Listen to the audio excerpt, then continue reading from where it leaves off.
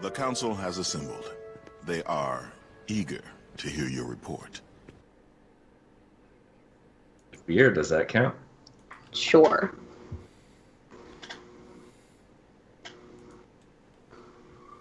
It's so transparent. I'm watching. Hello! We begin tonight's meeting of the council by calling the council to order. Hello to everyone, and thanks for joining us. The council is a live Twitch talk show. That's us.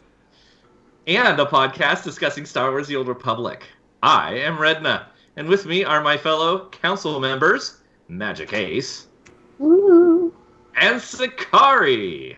Hello, Redna makes me so nervous when he starts, because you never know what you're gonna get, and it's like, So, glad to be here. Thank you, guys.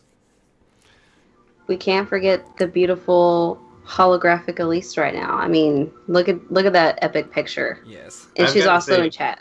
Whoever did these holograms is freaking genius fantastic. That's all I'm saying. You're just saying that because he's your bromance. Darn dude. Yes, just to make sure everybody knows, Alise is not with us tonight. She's got something going on, but she will join us next week again. So we look forward to having her back. But she is in chat with us tonight. So thank you for joining us in chat, Alise. Hi, Alise. We miss you. So tonight, with great regret, we have to do this without Elise's pretty face, but at least we have her spirit with us. So our overview tonight is server merges, because everyone's thinking server merges. We're talking the good, the bad, the ugly. You'll catch it here. Are server you calling merges me ugly? for SWTOR. Redna, we'll talk about That's you so later. harsh. Okay. So anyways, after our live broadcast, you can find our recorded episodes everywhere podcasts are found, also on YouTube, because our beautiful faces are there. Also, click the panel below and you'll see our website, thecouncilswotor.com. Check out our social media, and don't forget Twitch. It's really important. And if you don't have a Twitch account, make one. Follow us. We need you. And you can check out our Patreon page at patreon.com/thecouncilswotor. We would appreciate any thoughts you would send our way. Absolutely. Well, welcome, guys. Appreciate you all joining us, those of you jumping into chat with us. All right, so let's take a quick look at our icebreaker for this evening. I decided I'd make this one a little bit easier. See, look at that, my beautiful Hoth picture, icebreaker, right? Because ice gets broken on Hoth. Beautiful. That's the idea. You're so clever, Sakari. I'm so clever. I'm congratulating myself on my cleverness. Okay, so here we go. All right, if you were in charge of naming a new SWTOR server, and the name could be anything you guys wanted, what would you name it and why? I thought this one would be kind of fun to do. So you guys in chat, you're welcome to answer this one too. Put in chat what you would name a server. If they said, hey, Oso, you get to name a server, what would you like to name it? Let us know what you would do. Here's an example. Okay, I like a lot of KOTOR 2 type content, so I thought it would be kind of fun to have a Malachor 5 or a Darth Treya, or because I think maybe we had a Mandalore. So you want a dead server then, right? Malachor 5's dead. Yes. Darth Treya's all at least that way dead. it would live up to its name, right? Okay, yeah. Gotcha. Okay, we know where Sakari's going with this. All right, so Magic. So we should have a Terrell 5, and just fill it with yeah. zombies. Yeah, or a Telos. Ew. We could have a Telos. Isn't that just a station, if I recall? Yes. It's been a long time well, since I I mean, played KOTOR. there's a planet, but in KOTOR there was a station that you went to try to restore the planet of Telos. So, yes, there is a station. Yeah. So are those your only choices? I think that's what I would do, something like that, some kind of homage to. Now, usually that's what they do in picking of the names. They usually find something from Star Wars lore in the past, so you really have to know your lore or have read the books or something to actually know a lot of this. I like Pendrakos's result, or his suggestion is the Exile. The Exile. It's pretty good. It's a good.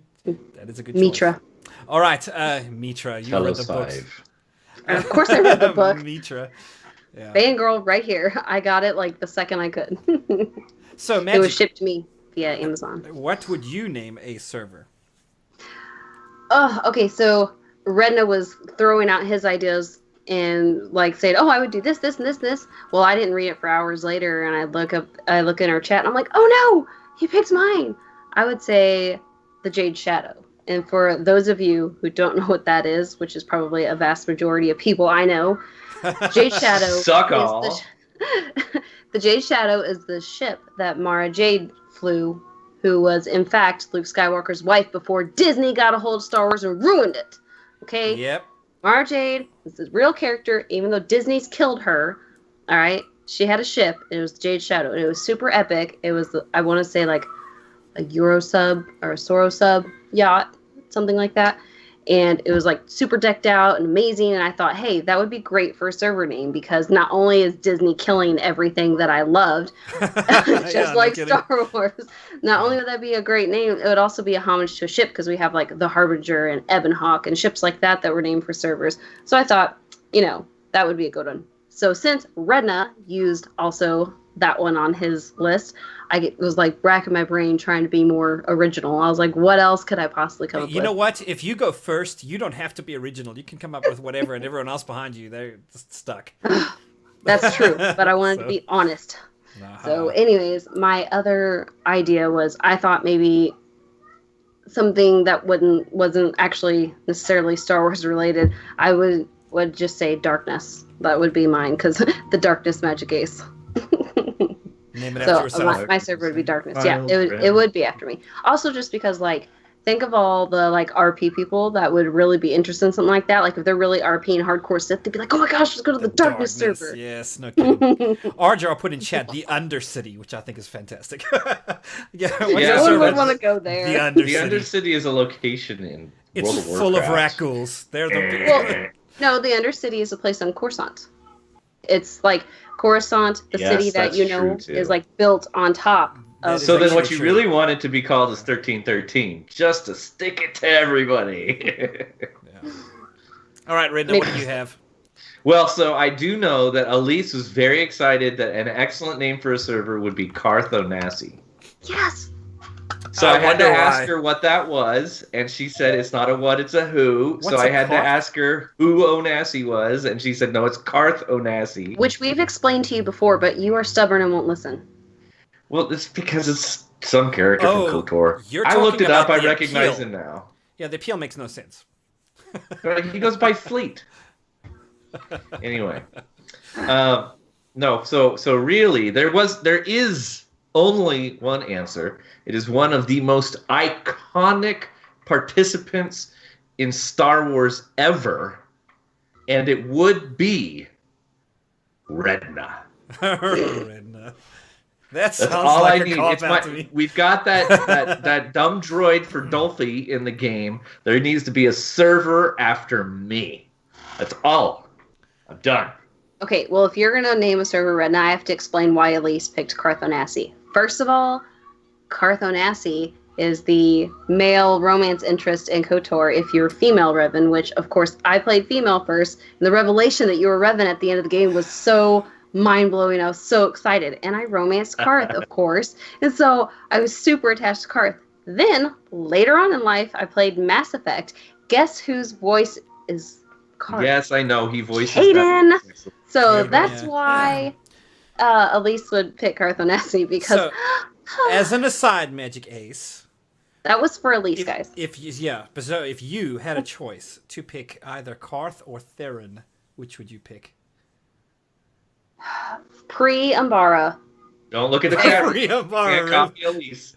Post-Umbara Karth, because he's still Karth and they can't ruin him for me. PU or pre-PU. But I thought it was when Umbara is when he got his good hair. Good hair? You mean 80s rebelling against mommy hair?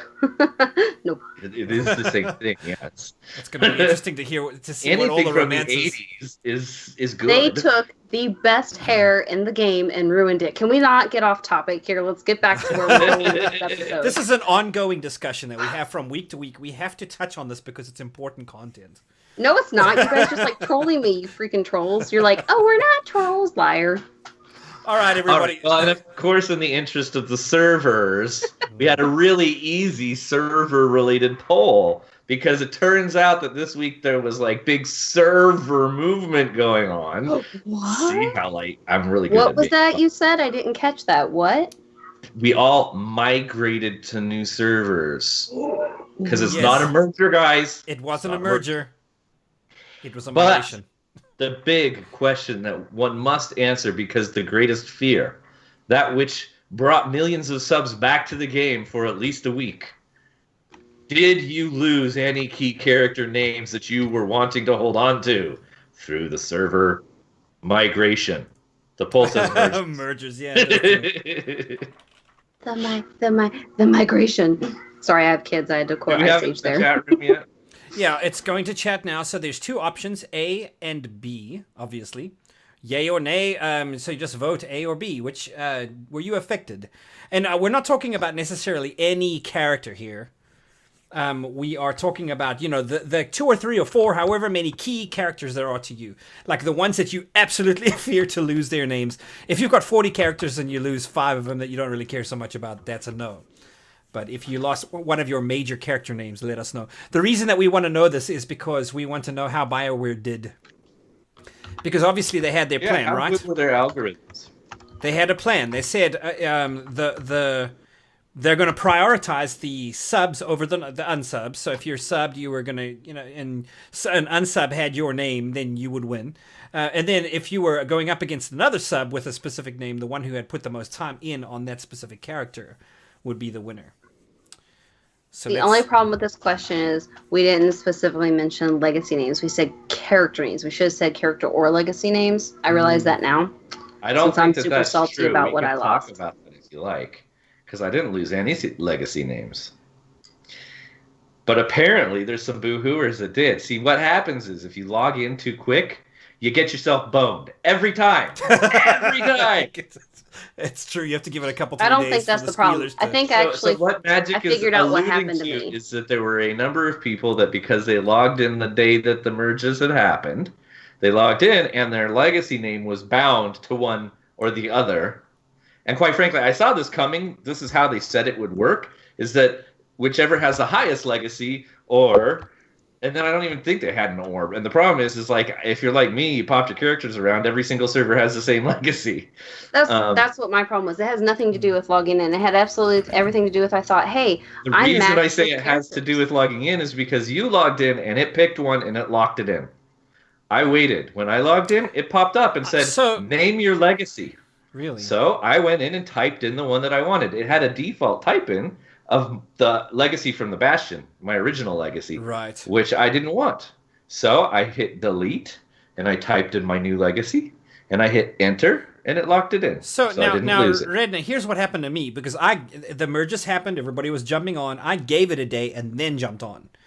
And for me, I jumped on and still lost my the Harbinger legacy name. The one that I got was the Bastion legacy name. So I almost wonder if what happened for me is that I'd actually, over the years, spent more time on my Bastion name, and that's why it won. Oh, I know I had more time on the Bastion, which is why I assume it defaulted there. Right. I think I actually took 2 days to log in, which is... Because that's what happened to me. I found myself with my Bastion name, and then I had to spend 300 cartel coins. Thank you very much, BioWare. I got the stupid So rename Virgin it. Colony Is that all name. anybody's complaining about? No, that bothered but me. we're- It was 300 we're cartel specifically coins that talking I about- could have spent on trash. True enough, but here, listen. I I'll want my sub trash, darn you. it. No. I'll use your refer a friend link, and you'll get your 300 cartel coins, and you're covered. Done. No, use mine. Use mine because I had to do that too. So here's what happened to me. I have tons and tons and tons of characters on the Shadowlands because that was where my oldest legacy that I actively played was. Yes, I started on the Bastion, so yes, that's my oldest legacy, and it was a weird name. I don't remember what it was. Oh yes, I do. Penlos. It was that one. It was weird. Anyways, it was an RP name. I stopped playing that. I stopped playing that legacy years ago, and I started on the Shadowlands. So the Shadowlands was my biggest one. I thought, hey, this is my chance before the 90 cartel coin thing goes away. Get some characters moved to the servers that are going to merge, so that I can have them because I'm already maxed on character slots on the Harbinger, so I can play these tunes again that I've missed for a long time. I did that. The problem is that means now the Virgin Colony and the Bastion both had really high legacy levels that are bigger than my Harbinger ones because I played them longer technically. Right. So it gave me the default of one of those two, and because I logged into the Virgin Colony last, I got that one. Had I went into the Shadow, if I would have done the Bastion one, I would have got that one, which they both sucked. Here's the kicker. I paid for a token before this ever happened, and I changed my name to the same one that I had on the Shadowlands. So my legacy name on the Shadowlands and the Harbinger was the same. Then this merger happened, and they ignored my token and changed it for me again. Oh, no. So rather than give me back the token, or at least undo what they did, they made me stick with it. So I had to buy yet another gosh dang freaking token. So 2 tokens since I've been on Harbinger. That's what BioWare did to me. Now, if I But recall I didn't correctly, lose any major names. I mean, I just few minor ones, and they were mostly my fault for having them multiplied on different servers. when they first did mergers, or when they rolled out that legacy names are no longer unique or something like that, didn't they give us a free legacy token? Yes, I want to say they did. Token. Yeah. So once again, we see that BioWare has unlearned what they learned, and rather than proactively being beneficial to their player base, they just duke them over. Right. Yeah, Now, because Alise, honestly, I Alise should have mentions- had the same name because I transferred characters from the Shadowlands to both the Bastion and the Virgin Colony, and also to Harbinger. I have transferred like 10 tunes to Harbinger from Shadowlands. So honestly, I think the Harbinger should have won because all 3 of those servers got transferred from the Shadowlands. I still think they screwed me over. There were certainly more considerations here than just character names. There was legacy names, and that got a few people kind of messed up. But Alise apparently had no problems whatsoever. So she's And it didn't fault me at all, but clearly you got screwed. So I'm sorry, sucker. I have a finger for you, Redna. Can you guess? How about your? I would say that I'd be afraid of you stabbing me in the back or in the heart, but I don't have one. I'm a floating A back? head. You don't have a back? Yeah, that's I'm terrifying. a floating head. He has no body again this week. So, Redna, why don't you answer the question for us? Did you lose any key character names, or were you all good through this merger? 13 key names. Redna derivatives. But it turns out it's because I had them all. On I separate servers. You screwed conflicted yourself with myself over? 13 times. That's funny. Oh, I think you said something on Twitter about that, didn't you? And I was like, oh my word, Redna got hit. This was terrible for you. But it was actually just you They doing were it all yourself. important because there were 8 Rednas and 8 RED and apostrophe A's, and then a couple others too. But when I did go to every server, and actually there were a couple servers that I hadn't been able to get Redna, and I now have them on every server, so nobody gets to be Redna anymore. I'm very happy with that. Well, I kind of just wish they would have gave us all what you got. You could just log in and pick your legacy name or rename it completely. Oh, for the legacy name, I think that's exactly how they should have handled it. I'm glad that it worked that way for me. Maybe it worked that way for me since I had to use that token and it defaulted back to the token state. I don't know. Well, that didn't work for me. So- I will say, though, on the Shadowlands, Starforge, I did keep my legacy name that I liked, which is funny because that's the one I did not pay for. But, yay me. Yay, you indeed. So let's put the results in chat. Yep. And see how our chat did, and then we'll compare that to the actual poll. It looks like 0 people were basically all. It's unanimous for no. We had 7 votes for nay and 0 votes for yay. So that means And I did actually want to put out there, my wife actually got her first name, flat out, unadulterated. She owns her first name, real life, and her primary tune name. She didn't have a single conflict across any other stuff. Interesting. She was really, really pleased. But I thought more impressively, if you've got Jennifer, she's like the one. That's not the actual name. Her name is common like that though, and she got that as her tune name. Right. So she was very pleased that she resubbed. Yeah, that's amazing.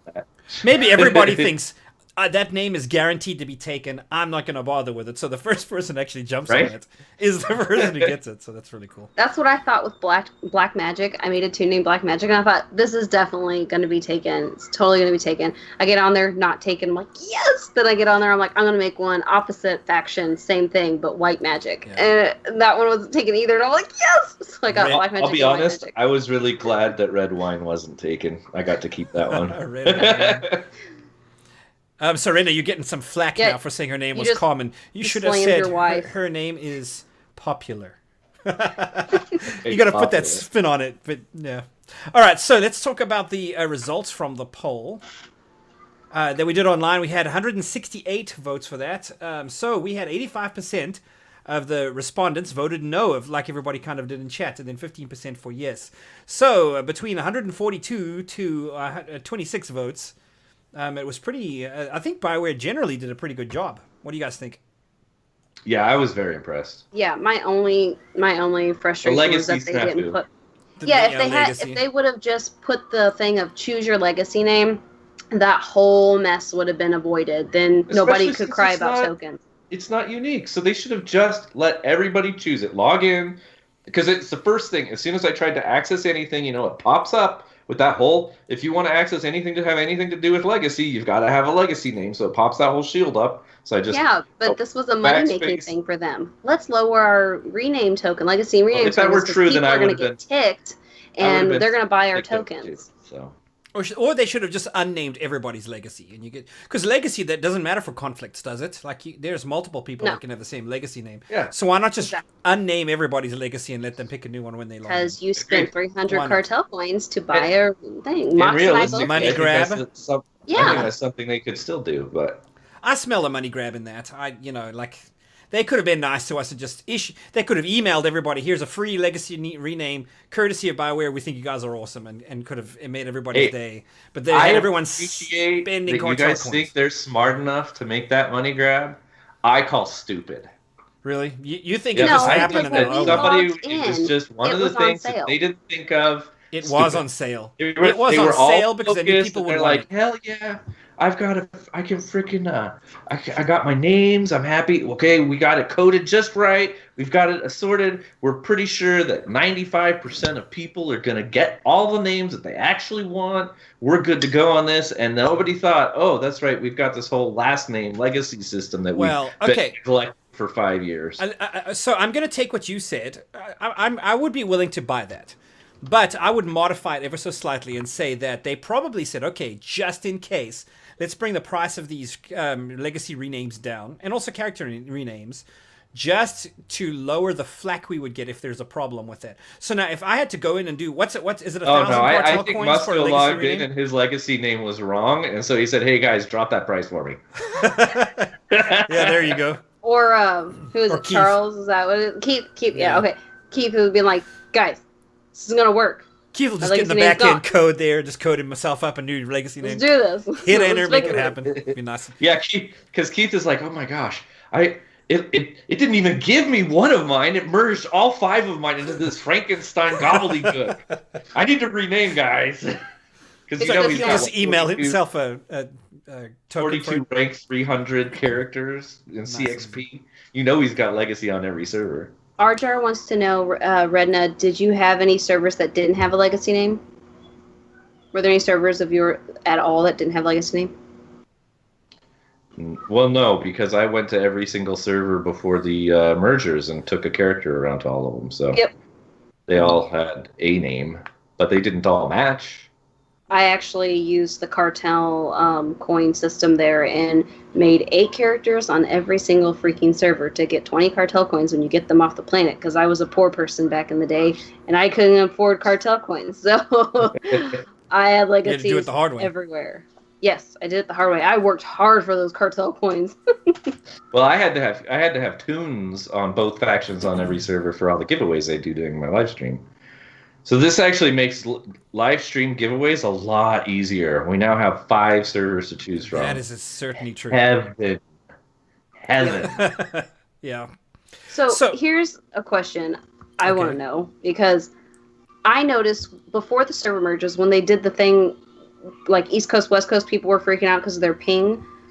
I didn't know at the time what was going on, but I will tell you what, there is a distinct lag in me playing, which you wouldn't think there would be. I'm Midwest, but there's a distinct lag. I usually usually hovered around 40. Now I'm up to 58, 62, somewhere around there. But the thing that frustrates me is, like, I already have a little bit of lag because of the computer I'm running.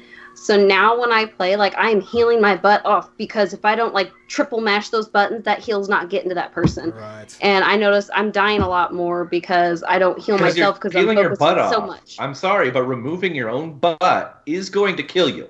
So it makes sense you're dying. You bleeding No, out. because I'm just You're repatting bleeding it. out.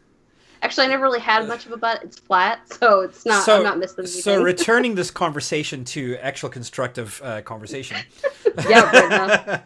So Magic, this is an interesting Yes, thing sir. because you are located in the central United States. I am located in the Dallas area, right? Also central. So to me, I expected that there wasn't going to be much of a difference being on the Harbinger as a server and then moving it from US West Coast to US East Coast. I was like, well, there's probably, for me, the same distance either way, so I'm not going to bother too much with it. Actually, when they did that, my ping went down maybe 5 or 6. But I'm actually noticing lag spikes, a lot more lag spikes, and I don't know if it's Stability is way down. I don't know if it's server stability or if it is actual network lag. So I think it's network stability because frankly, West Coast or even the Texas region, or because I believe it's actually New England that the servers are at, like in Philadelphia or something like that.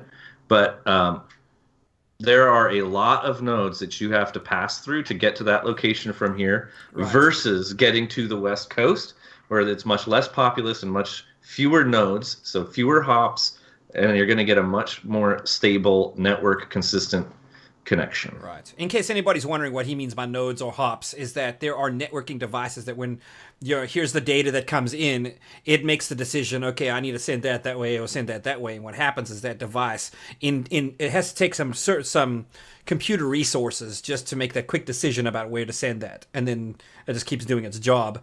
But every individual notice device, when you're using your computer, and sometimes like it's really weird. You're playing around or whatever, like to say you're typing a document in Word or whatever, and then all of a sudden you realize like it stopped. So you stop, and then all of a sudden 3 letters show up, and then it's running smooth again. Right. That kind of stuff can happen on the network too. So that's where you'll get little spikes, where it's like, whoa, there's a hiccup, but now it seems to be working fine. Was that really real? Well, yeah, it's something that was syncing itself up to the rest of the network.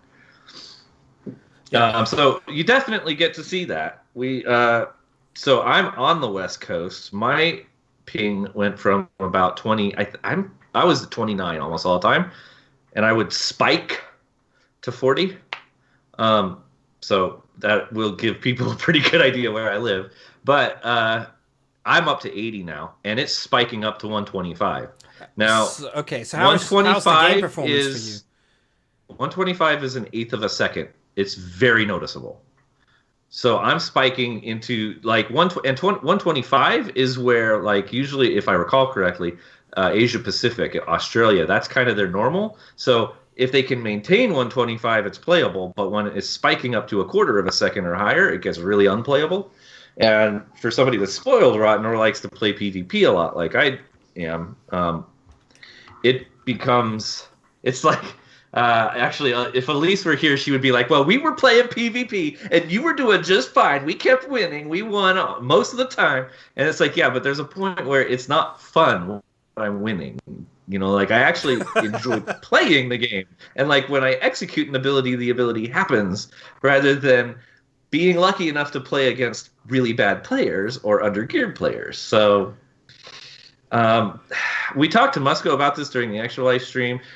Now, I do know we actually have a friend of the stream who is a network engineer, and there are things that they can do. The problem is when you put it, East Coast in particular, putting it onto the East Coast makes managing that network traffic, making sure that it's consistent, steady.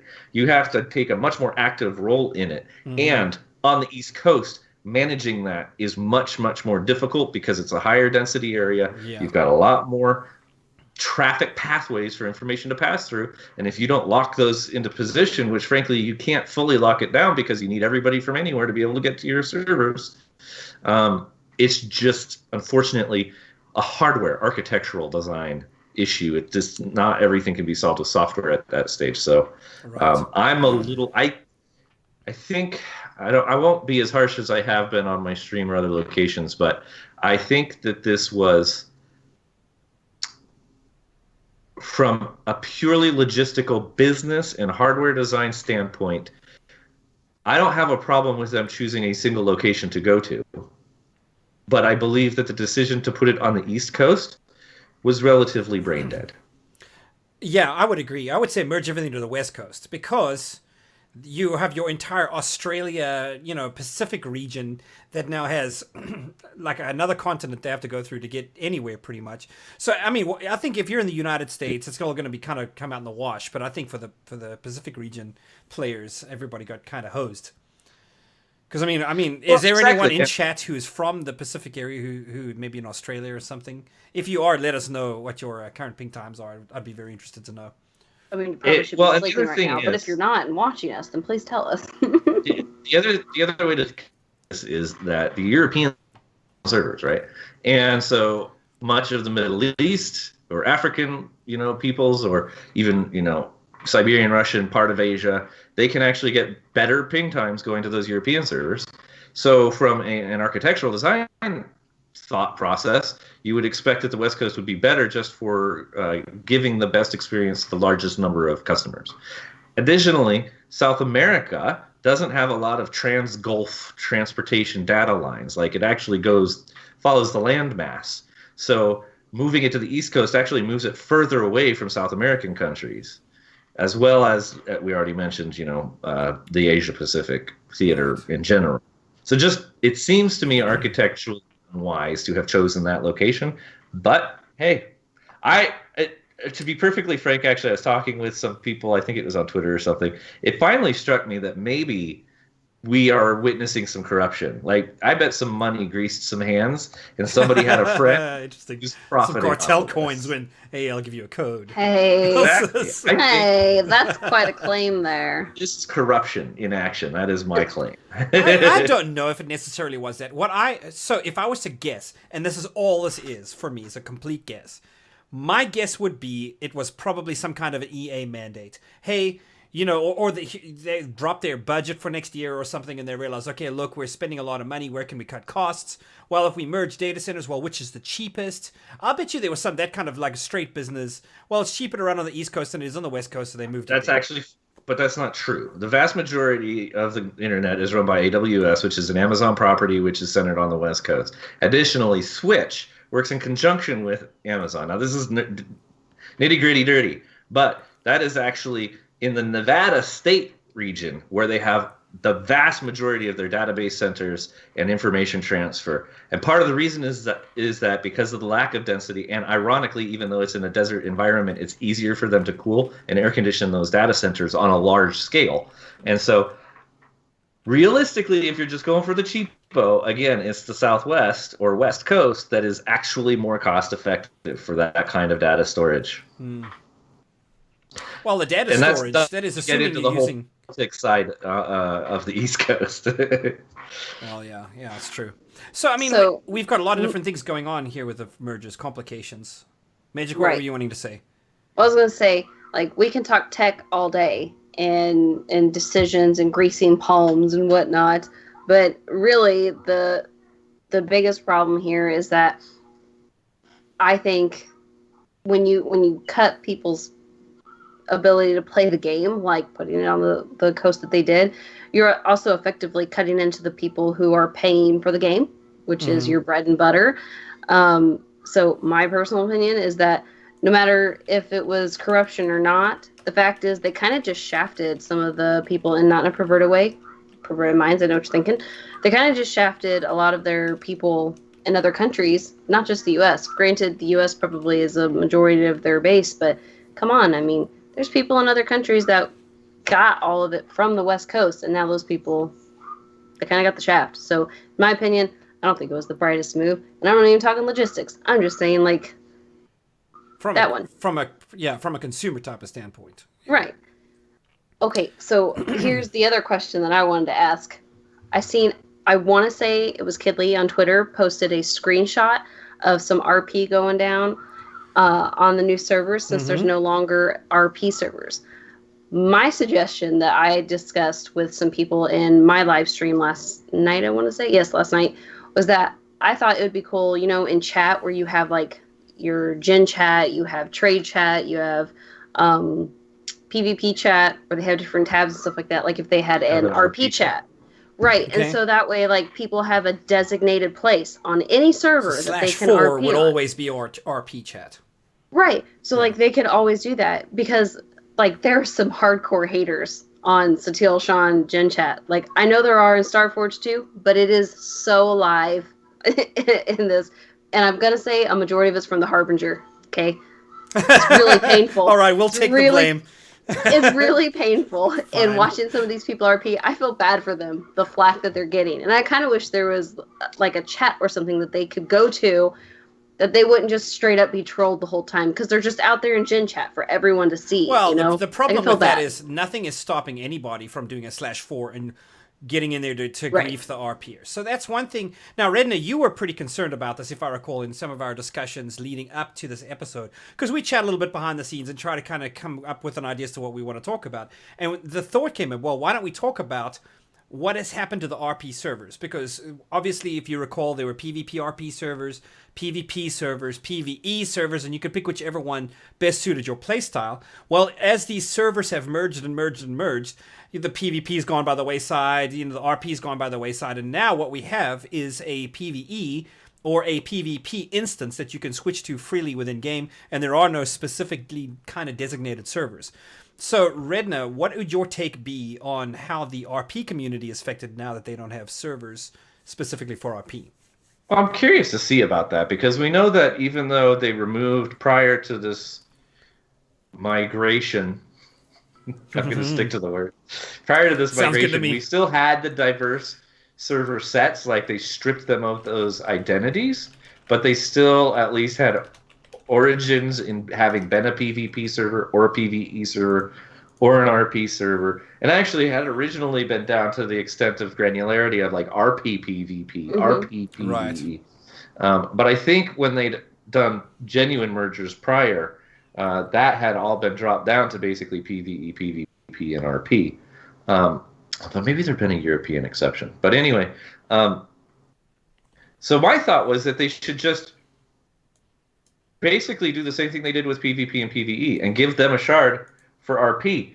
Now, actually, what I even like beyond that is, because anybody could still have made a character on those servers and gone and trolled the RP community, but then they at least had to get onto that server, log in, whatever, and they could go through, and it's still a slight barrier of entry, not a big one, but a slight barrier of entry for the to go to an RP shard. I'm always on the PvP shard. No one's ever there because I don't know. Until you get ganked one day on Tatooine. An overall Care Bear server, so they're afraid they're gonna get ganked, so they never show up, which makes it really easy to level.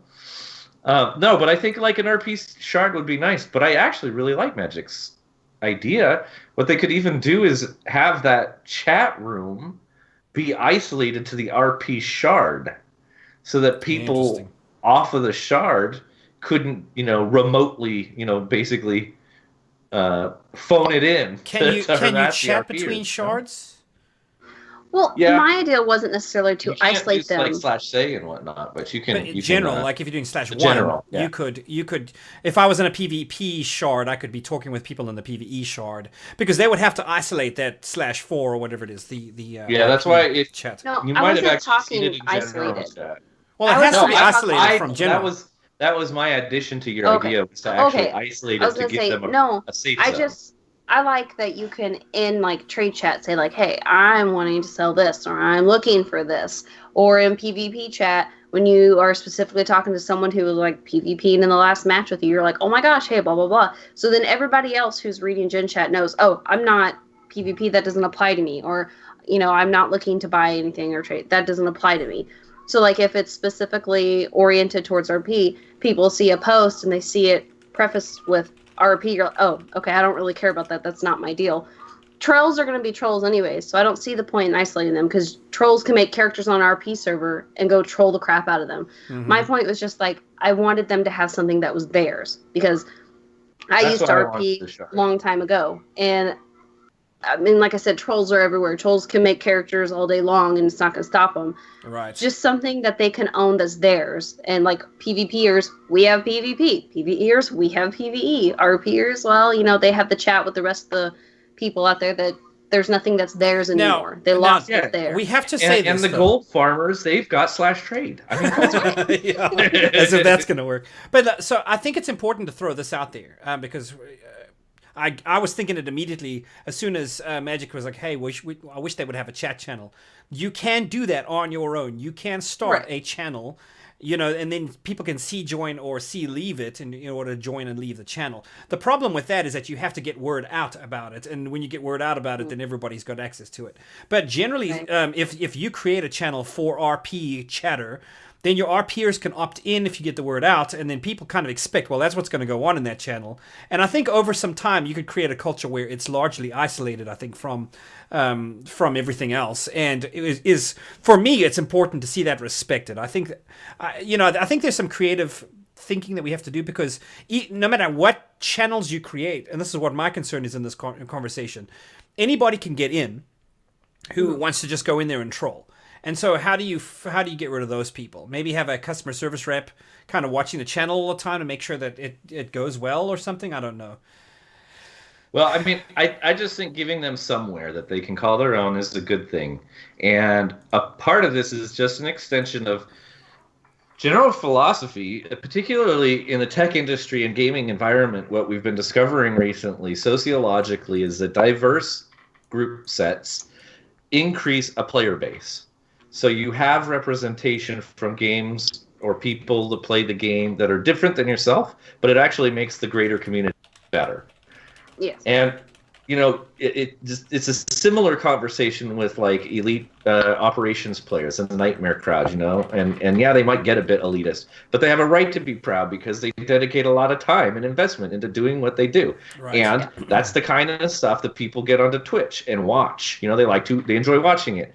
And that's why I get annoyed when people say elitist. I'm like, how is it elitist to be proud that you worked hard and that even with crappy computer or whatever, that you got that nightmare boss down? Like, I'm sorry, but my first nightmare boss I ever got was so exciting. I didn't feel elitist. I felt that's proud. Not elitism. Elitism is when you think you're better than everyone. There is an elitist mentality that can bring definitely be. I mean, it's the same way that people blame all of creation for the 5 trolls in PvP. Not all PvPers are that way, but those 5 are really loud. And an elitist attitude from the PvE community can have just as negative of an impact. But that said, I still think they have a place and they need to be served. Right. And just like that, I feel like the RP community shouldn't be forgotten either. So one kind of final subtopic of this, if I can bring this up, do you think, and I guarantee Ridden's probably going to have the most to say about this, do you think that server merges are in any way indicative of a game unhealth / dying quote unquote game? Is there an indicative of that, or is there some other reason to explain why server merges are a possibility and why it may be actually a good thing for the game? I think that's a 2-part answer, really, because it can definitely be, but that doesn't mean that it is 100% connected to it. When a game first comes out, there's usually always a large population. Right. Because people want to check out the game. Uh-huh. People play until they suddenly decide, okay, this just isn't my jam, or I don't want the new content that's coming out. Whatever. Or because they're content locusts, as soon as the next game comes in, off they go. Right. Like, they just keep hopping, like League of Legends. They'll go, wow, do whatever. Like, they're not going to stay on one game. So since there's a large population of people like that, I think, of course, the population will go down as the game gets older. But I think the fact that the game has survived the age that it has, I wouldn't say it's indicative of dying. I think it's indicative of a game being alive this long and that people's needs and wants are changing. Games have a life cycle, that's for sure. I do think they have life cycles. And I would say that SWTOR is probably midlife.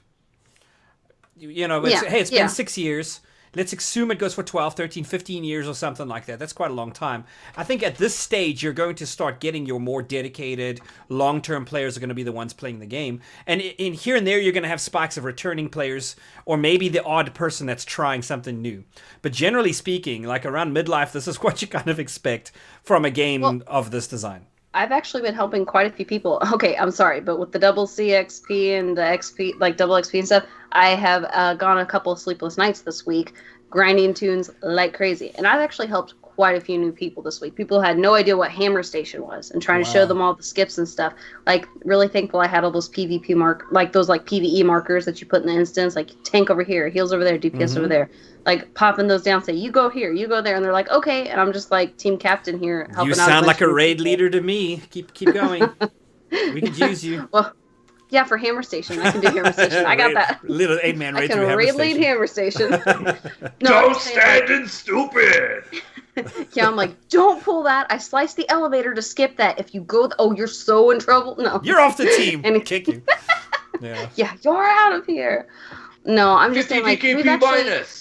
I personally, I don't know about you guys, people who maybe play solo content exclusively don't realize the new people in the game, but if you actually get out there and do group finders and stuff, you'll actually find a lot of people that are actually new and they don't know what they're doing, and they're like, I've never done this before, or I'm brand new, this is my first tune, can you help me out? Right. I'm personally thankful. I'm like, yes, bring the new people in. Welcome aboard, guys. Glad to have you here. Let's keep this game going for another 30 years. I'd be glad to retire playing this game. Oh, I hope not. That'll be like thousands of dollars by that time I've paid for this game. Yeah, no kidding. So, Renda, what about you? Any thoughts about is it the dying game that leads to this kind of server merging, or what? It sounds to me like it's one of those like one of those situations where maybe what they said is the reason they did it. They paid a few $1 million and upgraded all of their hardware and were able to implement a much more stable environment with a faster processing speed that could manage more people on a single server to improve palms. I think the location greased palms. I don't think that I don't know where they bought their hardware from. Maybe that's what they did with the money that they made from the greased palms. Maybe that's right. We'll move over there. I'll sell it to you cheap if you put it here. Yeah, I mean, so that's my take on it as well. I actually don't think it's indicative of a dying game, and I know there's going to be a bunch of people that I'm realistically sure we actually have a few statements that speak directly against the fact that it's a dying game, such as we know that they did isolate both of the servers on the East Coast, but they said they were not able to do it in a single server because even with the improvements that they've been able to incorporate, it couldn't sustain the population of a single server. Right. Yeah, I got booted the other night. About ready to raid, got booted and had a little window pop up and says, you have to wait for 127 people or something like that. I'm like, are you freaking kidding me? I was just on the server. Are you freaking kidding me? So yeah, I don't think it's dead. I couldn't get in the server for 10 minutes. Bull crap. Yeah. So I mean, demand your money realistically, I think what they did in a lot of ways, this is exactly what they've been doing the whole time, where we've been getting little graphical improvements, Like there's always consistently they've been learning how to master the utilization of the game engine and make improvements and streamlines for quality of life as well as graphical. I mean, originally the shadows barely even existed. Now we've got fully dynamic 3-dimensional graphics with reflective surfaces that actually reflect their surroundings rather than just a static. Some of the textures are blowing my mind exactly. lately. I mean, even pieces of armor that reflect light. I mean, it's amazing. And not just like glare, it's even like they gave us detail. with the little droid. Like in a lot of ways, this is an extension of that, where they found ways to maximize efficiencies and realize that they're able to handle larger server populations with the way that they've improved those efficiencies, on top of the fact that the hardware is, 6 generations improved. Yeah, and if because they invest all in of that, you can see a marked improvement, and they've done that. Of these, because you have these vendors that are creating. You have EMC that's doing storage, and Cisco that's doing, web devices and whatever, and they are constantly improving their product as well. So every now and then you get like a data center improvement where they change out all the switches or change out all this kind of a server, and enough of that. Well, I think I can hear myself. I'm seeing green lights, so I think I'm good. But what they do is they upgrade the data center, and that's obviously what EA is doing, or BioWare is making data center upgrades. So a server that could previously only support X amount of people in a population can now support more. So it makes sense now to run one server instead of 2 servers. It's also cheaper doing that. If they bring that bottom line, if they adjust that back in their budget, they have more money for other things, assuming their budget stays about the same. So I'm all for them having more money to develop more. Let's keep some of the hardware. Why did our UIs reset? Do you know?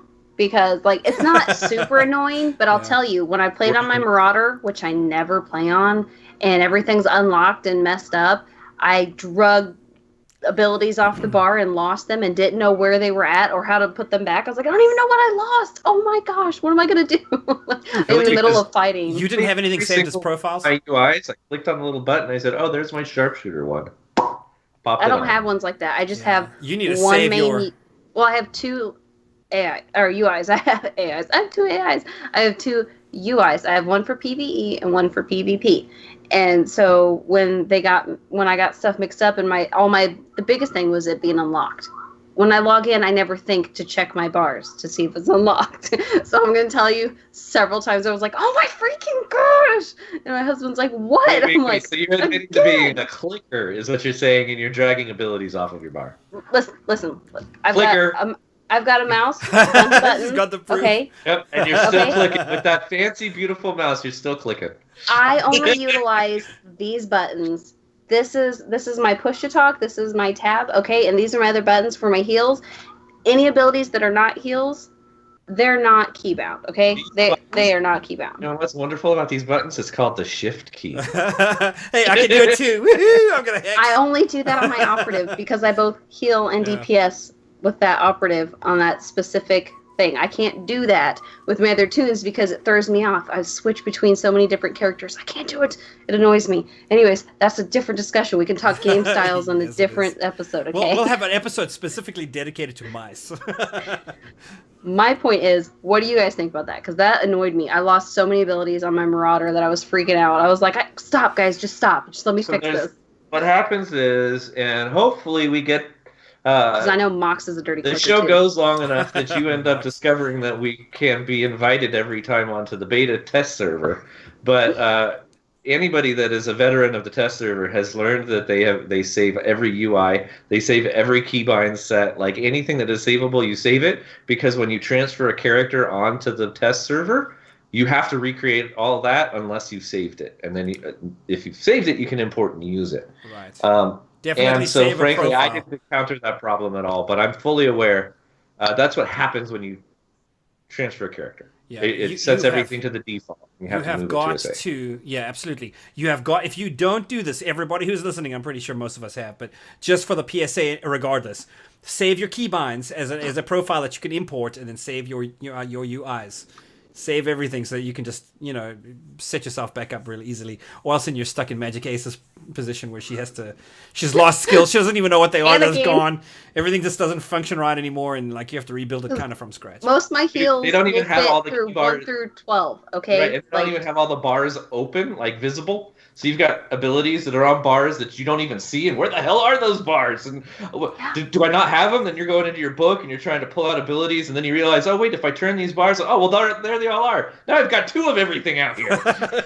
Yep, absolutely. Well, my biggest problem was that, so my heals, the reason why I don't have everything keybound is I'm primarily a healer, in case if you guys haven't figured that out yet. I'm primarily a healer, which means all my pretty green abilities usually fit on one freaking bar, okay? 1 bar. So then when I get on a DPS where there's 2 full and almost 3 full bars of abilities. There's so many abilities on operatives. It's like that's what I'm saying. My operative is the only one I ever use shift on.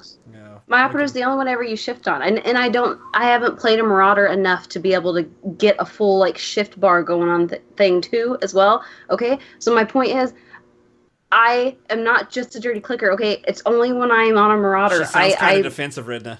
I click a lot, okay? I click a lot. Well, chat's trolling me too. Screw you guys, okay? Let me play the way I play. She's back in our corner. Let me live. She's going to start biting here soon. We got to be careful. Hey, don't worry. If it's any consolation, my wife has a very similar mouse, and she doesn't use the buttons either. I do use my buttons just for 1 bar. And I'll okay? let you find that endearing, Redna. No, it's actually a bald-faced lie. Oh, strongholds. Real quick, I have 3 strongholds of Yeah, Coruscant no and Dromund on this server now, and I haven't even gone in yet to look at them because I'm pretty sure I'm just going to delete the ones from the other servers. They're probably not even a quarter of the way finished. Yeah. But I'm just saying it's funny when I open up my stronghold things. I'm like, okay, phew. There's like 2 Like a pages panic and they're all for- like doubled and It yeah, it's irritates me terrible. because I'm so used to like opening the window and clicking the second one because I know that takes me straight to Tatooine where I want to be. And now I push the first one and it says, "Would you like to spend money since you're going to the other faction?" Damn it, that's not what I meant. Click the second one. Would you like to spend money because you want to go to the other faction? Damn it. So I go to the third one. Would you like to spend money to go to It's like, darn it, I've got 15 of these damn things. And they put all of the ones that I got to spend money on my first tabs. And then you go to the next one available and you got nothing in it. So, That's yeah. right. And then it doesn't have my mailbox. What's wrong? No, okay. So I just want to throw that out there. What do you think, Rena? What do you think, Sakari? Do you like all the legacies? Do you like, or the strongholds? Do you like how they did that, or do you wish they wouldn't have? So I'm actually glad that they did what they did, just kind of saying, okay, hey, everything you have across everything that was merged, here it is. Because that allows me to go in there and sort out and say, okay, I like this one more than that one, so I'm going to throw that one away, or I'm going to recycle that one and use it here. And I totally trust wish you me. could pick rooms from each one, Yeah. and like make that into your main stronghold. It'd be kind of cool. But, I trust me. I don't trust them. I don't want them making that decision for me going, because I was looking, because I use, my main one is the Nar Shaddaa one. And I had done that on the Bastion, and then I turned around and did it on the Harbinger again when I showed up here. So I have 2 really good, but I actually like my Harbinger one more, running through them both and comparing them. So I'm going to get rid of the Bastion one. But I'm glad that I get to make the decision. I don't want BioWare going, hey, here's your Bastion one. Have fun with that. And like just like my legacy name. Thanks, guys. Appreciate it. No, actually, but what I was a little disappointed on is that they rolled back on their original statement and publicly stated after I'd moved all my characters around that rather than combining all of your legacies and all of your decorations, they were only taking the highest count from the highest server. Yeah. So I actually spent my cartel coins hopping to every server, East, West, and European, in order to make sure that I had them all, because I was expecting to, triple, quadruple my my decoration counts on things, which I was really eager to see happen, and that didn't happen. But realistically, yeah, I'm very, very, very thankful that they let me choose which one of those god-awful wastes of stronghold that I deleted. And time. How nice of them. But actually, the really awesome thing is I never took the time. Tatooine was always my favorite on the Bastion. When I transferred and found out that they gave me my strongholds, but they were empty, I threw the chairs down like anybody else would, just spewed it, vomited everything I could. So I'm actually really, really excited to have my stronghold back from the Bastion. That'll be great. Well, we, the council, would like to tell you all thank you so, so, so much. Everyone who showed up tonight to watch, for talking in chat, for being in our straw poll, for talking to us on Twitter, for even being a part of the guild if you're part of the guild. And because, here's a shout out, last night someone caught me in game and was like, so you're the Magic Ace from the Council SWTOR. I'm like, oh yeah, I sure am. Thank you so much for knowing who we are. So shout out to Vlad. Thank you. Appreciate you for recognizing me. We want to say thank you. All of you, thank you so much. We love this game. We love that you love it. And again, we love that you make this possible. And Redna, for the people who cannot see Redna, he just typed thank you across his green screen, so it's above it's on his his head 5 head now. It's his 6 head. You can't see it, but we can see it on our call here. But thank you. We appreciate you guys. We love this game. Absolutely. Redna. Quit playing around. Yes, thank you. As I pull up my show notes to say, that brings us to the end of the episode. The council is adjourned. If you'd like to reach us, you can email us at thecouncil@thecouncilswotor.com. You can find Alise on Twitter at abrown35. Don't know why it's brown. You can find Magic Ace at the Magic Ace. That's with the J and a K. The right way to spell magic. You can find me at R3DN4. And last but best, you can find Sakari at I Am Sakari. Don't forget to visit our website, www.thecouncilswotor.com, and follow us on social media. Also, don't forget our Patreon page at patreon.com/thecouncilswotor. That's it for this week, guys. Peace. Take care. It's a lie. It's a lie. Hilarious. Very well done. See you guys next week. Good night. I understand. You are on this council, but we do not grant you the rank of master. What?